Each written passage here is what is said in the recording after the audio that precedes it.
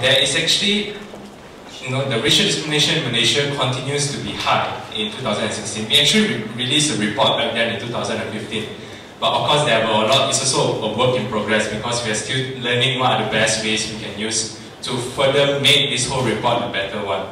And what we have found in 2016 is that there were, the Malaysian government has seemed to have reneged on several of its substantive promises to promote national unity and social cohesion since the unfolding of the 1MDB scandal. So after the whole incident of 1MDB, we were actually really pushed forward because initially the government had a lot of really good initiatives like the One Malaysia concept, and we also have a few other like the formation of the National Unity Consultative Council. But what had happened since that whole scandal, there were more racial discrimination issues that were observed.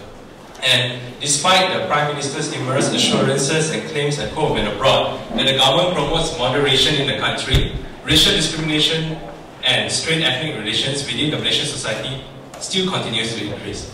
We do acknowledge that the Malaysian government has also do certain things to help promote national unity and social cohesion. And it's also not right for us to say, look, they are doing nothing. But in fact, there were a few things that they have done, but we felt that the Malaysian government should have done more. It's not only like providing lip services and much more.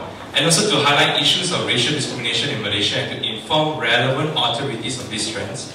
So we use this as a tool for engagement with the relevant stakeholders. And also to use the report as a deterrent for the future so it doesn't repeat itself again.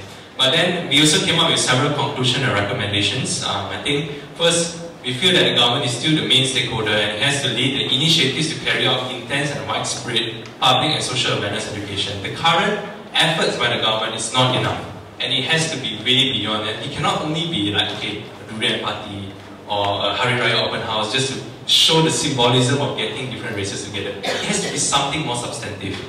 And also the government have to collaborate with CSOs and the civil societies in order to continue to diligently and systematically monitor issues of racial discrimination.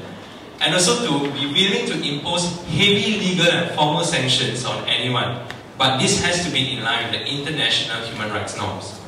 And also to release the findings made in the National Unity Blueprint put forth by the NUCC established in 2013. Until today, there were no information regarding the National Unity Blueprint that was made by the NUCC. It was an extensive report, a thick report, but then there were no mention, there were no deliberation about it.